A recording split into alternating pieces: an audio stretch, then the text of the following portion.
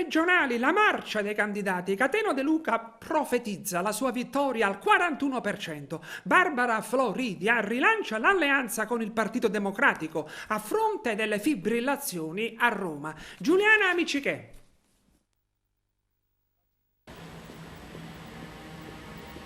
A margine della campagna elettorale in corso verso il voto alle primarie del centro-sinistra per la scelta del candidato presidente della regione, scalpita il già candidato presidente Cateno De Luca, che a fronte del traguardo che si è prefissato, ovvero essere non il presidente della regione ma il sindaco dei siciliani, si rivolge ai sindaci, a coloro che nel quotidiano affrontano di petto i problemi dei territori amministrati. E afferma: chiediamo un impegno in prima persona ai sindaci, agli amministratori, a coloro che vivono il territorio, ai rappresentanti di organizzazioni sindacali e datoriali e anche al cittadino comune. E poi, in riferimento alla formazione delle liste, lancia un appello. C'è spazio nelle liste di testimonianza, donne e uomini liberi che non vivono all'ombra del sistema politico regionale.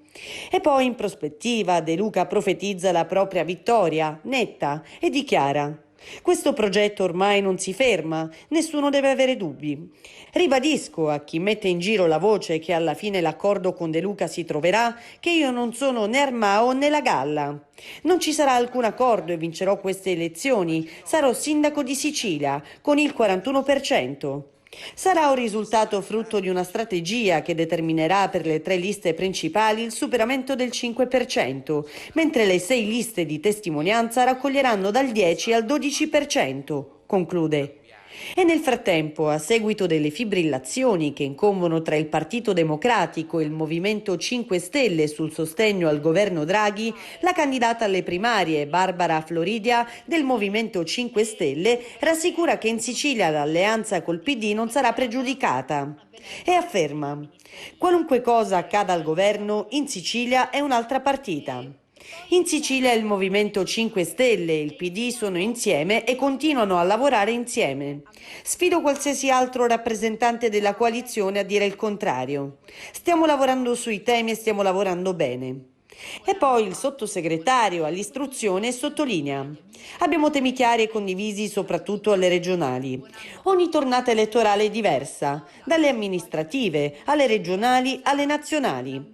Come Movimento 5 Stelle siamo il paradigma perfetto di questa differenza. Spesso non riuscivamo a prendere nemmeno un comune. Penso al 2018.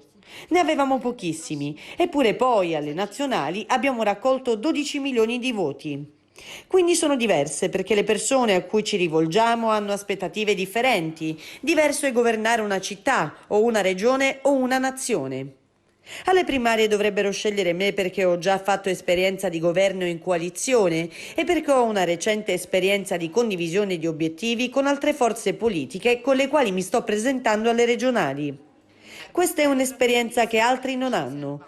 Inoltre faccio politica da meno tempo, sono più concreta, provengo dalla vita reale, conosco più direttamente i problemi dei cittadini e forse, certamente con Chinnici e Fava come alleati, è il caso che a governare questa regione sia chi l'ha vissuta come cittadino semplice. Lavori nuovi e occasioni diverse.